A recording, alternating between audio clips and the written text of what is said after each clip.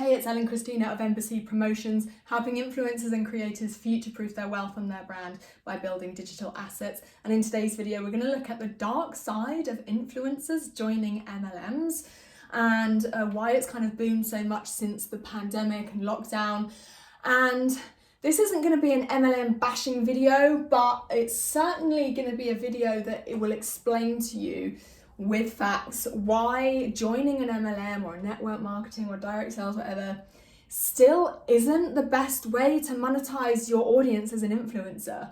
I think that a lot of the influencers that have joined MLMs, since the pandemic and stuff, they probably realized that they could monetize their audience in a way where they didn't have to rely on constantly hustling for more brand deals, or maybe the commission that they got from MLM, recruiting and selling stuff, was better than the average commission they got from a brand deal. And obviously a lot of people see it as kind of passive income as well. I kind of disagree with that, but I'll let you make your own mind up on that. So why MLM isn't the best way for you to monetize your audience as an influencer? Well, simply put, you're not in control. I always talk about control, I know, but let's just put here, no control. So you hear a lot of people in MLM saying, I've got financial freedom, or you get pitched to join MLM saying, don't you want financial freedom so you can do more traveling or spend more time with your kids and all that? It's yeah, of course I do, but I'll preach to this till the cows come home.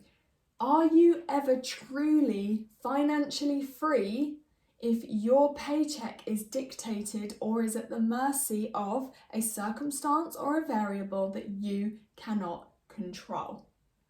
No, it's not. It's not financial freedom, because the person who your income is in the hands of can take it away from you overnight, can change it overnight. And I'm using this for this example, I use specifically for MLM because it happens way more frequently in MLMs than it does with anything else. I post a lot of videos saying, your account could be banned, your account could be hacked, YouTube could demonetize you.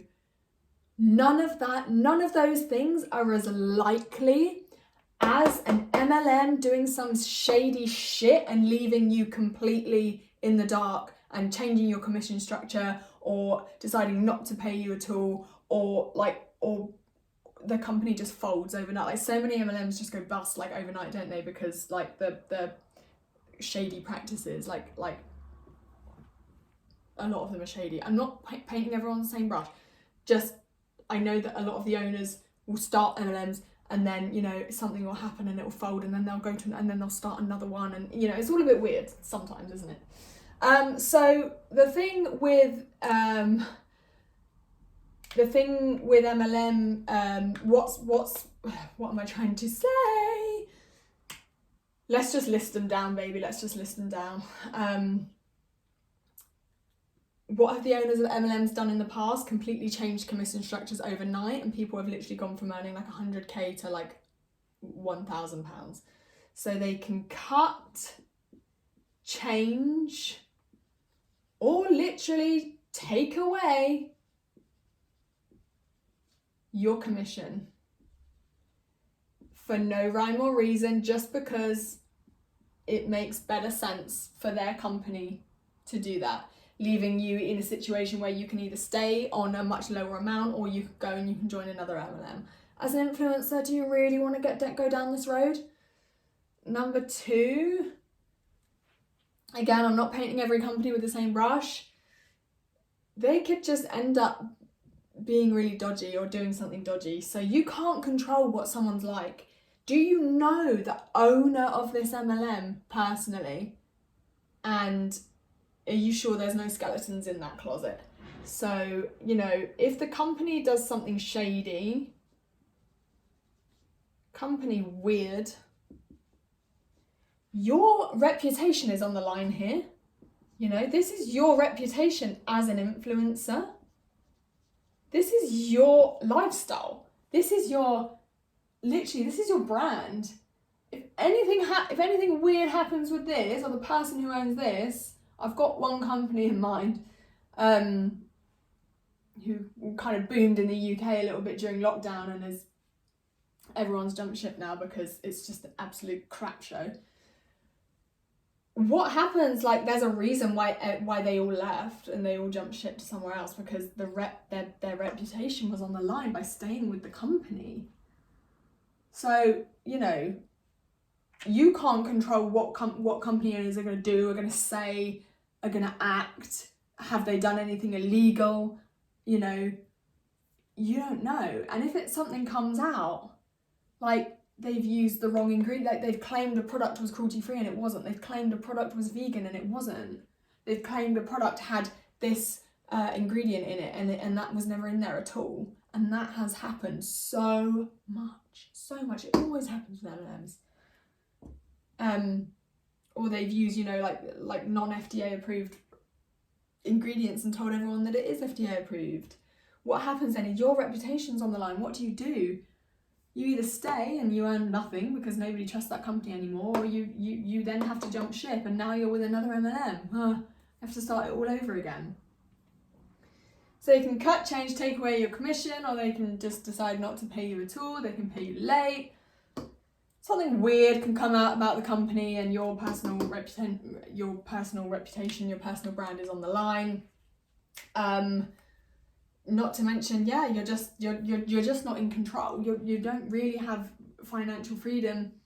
A lot of, you know, the bulk of your income, can you see that down here? The bulk of your income is going to be reliant on your downline as well. So again, you're not in control of your downline. You're only earning money from your downline if they're earning money or they're buying stuff for themselves. And you can't control them doing that. You can encourage them as much as you can, but ultimately, your money, your success, your monthly paycheck is reliant on the people that you bring into the business and how much work they put in. And if they're not doing, if you're bringing in non-producers all the time, then you're not in control. You can't control them. They're not robots. They do what they want to do. So you might earn a certain amount one month, and then the next month you might earn half, or even like a tenth of that, or even like a one-th of that. You never really know. And then because you're not in control, you have to constantly keep hustling to find more people to put into your downline who you don't know are going to put in the work or not. So that's kind of the dark side of influencers joining MLMs, right? It kind of seems like a good way, a good sustainable way to monetize their audience without having to rely on brand deals and stuff. But really, again, you're not in control. You're not in control. You need your own product. You know what? Successful people don't join MLMs, they start them. I'm not saying you have to go and start a network marketing company to be successful. I think it would probably be more hassle than it was worth. But there's a reason why all these men are starting these MLMs, because they're the real successful ones. They're the ones right at the top who are earning the money regardless, you know? So, okay, I hope you enjoyed this video on the dark side of influencers joining MLMs. Here's the dark side. Hopefully you don't join the dark side. If you do join the dark side, then at least make sure that you have another income stream that you are in complete control of, because you're not in control of this. Okay. So in my next and final video in this influencer series, we're going to be talking about why influencers fail at starting successful clothing brands. That's going to be an interesting one. So we're going to talk through some of the reasons why you might be thinking right now, okay, the best way for me to monetize as an influencer with my own business, being an entrepreneur, is to start a clothing brand, and why so many of them just fail and you end up in, in debt and throwing all your hard-earned cash into a bottomless money pit and eternal unhappiness. I'll see you in the next video.